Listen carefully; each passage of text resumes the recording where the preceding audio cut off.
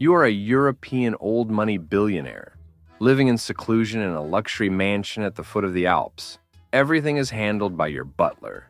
You enjoy a dreamlike life that 99.999% of people wouldn't even know how to imagine. Then, last November, you had a falling out with that butler. You checked your accounts, and the balance was zero. You tried to confront him, only to find you'd been blocked. Overnight, you became a fallen aristocrat in the media, unable to afford coffee, unable to fly comfortably. This is not a joke. It really happened.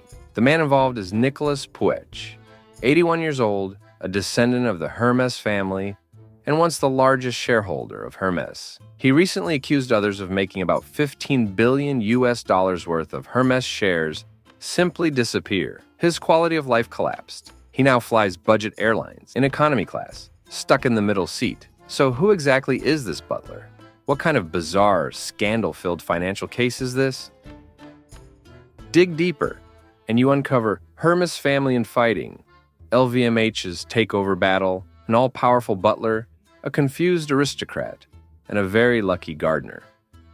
The story begins in the 19th century when horses were the main mode of transportation, and a fine set of harnesses meant not only survival, but aristocratic taste. Hermes was founded by Thierry Hermes, who established himself in Paris through exceptional craftsmanship, specializing in high-quality horse harnesses. In 1867, a sturdy, comfortable, streamlined harness earned Hermes a first-class medal at the Paris World Expo.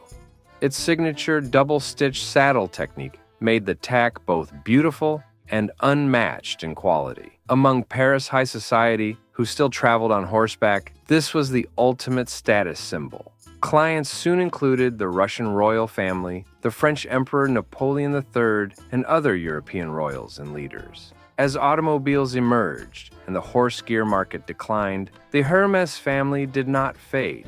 Instead, they extended their leather expertise into luggage and even brought back the newly invented zipper technology from the United States. During World War I, Hermes introduced its first zippered leather jacket. Originally designed for Edward, Prince of Wales, it quickly became a global sensation, so much so that in France, zippers were commonly called Hermes fasteners. By the 1950s, Hermes entered popular culture. Alfred Hitchcock featured the brand in his films, and actress Grace Kelly, later Princess of Monaco, when that photo appeared in Life magazine, it instantly became iconic. Hermes rose, step by step, into the ranks of true ultra-luxury brands. By 2024, its annual revenue had reached a staggering 15 billion euros. Monaco's GDP in 2019 was only about half that. Nicolas Puech, a fifth-generation direct descendant of the founder, became the largest individual shareholder of this vast fashion empire, holding roughly 6% of the shares. Yet, within this nearly 200-year-old family, relationships are deeply entangled. Puech did not get along well with other shareholder relatives. His stake was inherited from his mother,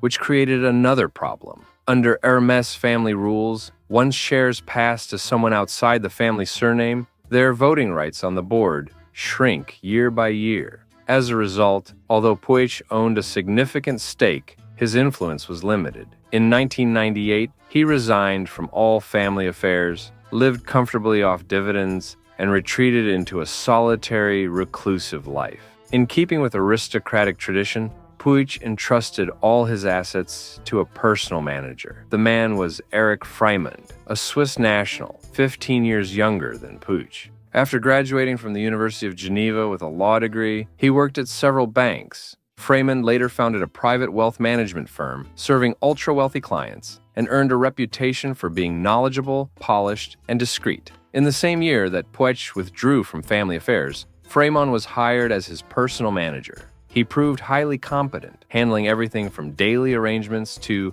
large-scale asset management. Investment returns were strong enough that Puech hardly needed to concern himself with money. By the 2000s, the nearly 60-year-old heir and the 40-something manager had grown extremely close. Puech entrusted Freimund with his checkbooks and full signing authority. The two lived and traveled together almost like brothers. Then came 2010. LVMH suddenly announced it already held 14.2% of Hermes and intended to pursue a takeover. The Hermes family immediately united, vowing that no family member would sell shares to LVMH. But there was one exception: Puig. As an outsider to the core family, he still controlled 6% of the company. If he chose to cooperate with LVMH, the family's defenses could be breached. At that moment, Puig became the pivotal swing player in the struggle for control of Hermes. One man whose decision could either preserve the family's centuries-old independence or open the door for LVMH to dismantle that defense stake by stake. Both the Hermes family and LVMH's envoys moved in.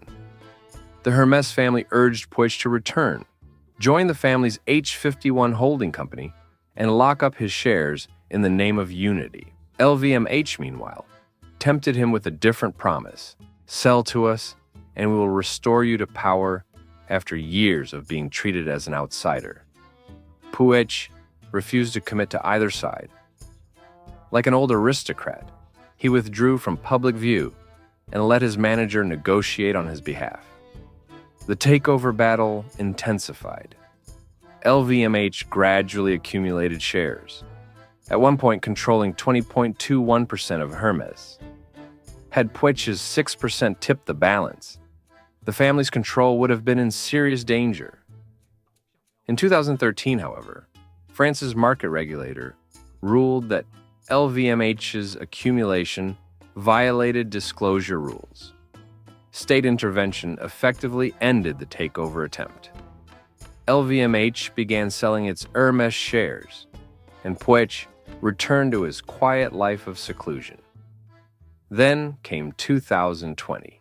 During the pandemic, the 77-year-old Puig was stranded at his estate in Spain. There, he was accompanied by a Moroccan gardener named Gadir, who had been by his side since his 20s and served as a close personal attendant. During the pandemic, the gardener took meticulous care of Puig. It was even rumored that he slept on the floor beside his employer's bed each night. Puig came to treat him like a son. After the gardener married, Puig gave the couple his own bank card with near unlimited access and bought 54 properties across Europe for them, making him perhaps the wealthiest gardener in the world. In 2023, after the pandemic ended, the 80-year-old Puig announced that he would leave half of his entire fortune to the gardener after his death.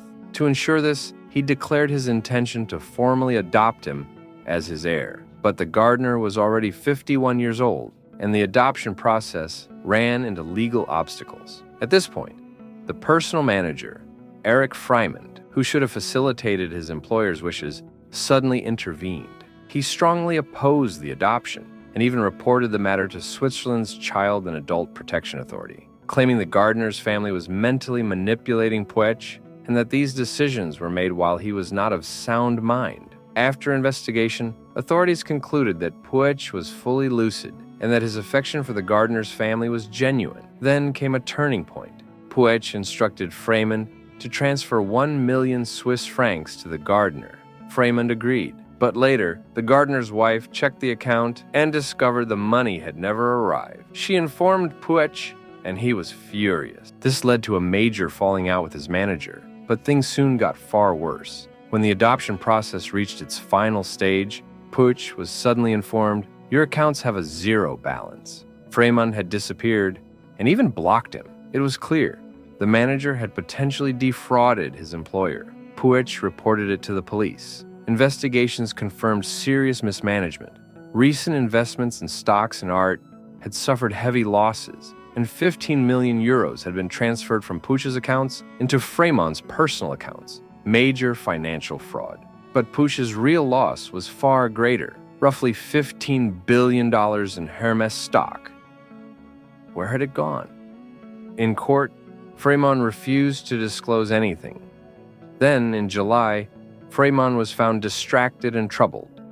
And on July 23rd, while cycling in the Swiss Alps, he was struck and killed by a train. Swiss authorities ruled it an accident. With his death, the fate of Puig's billions in stock became even more mysterious.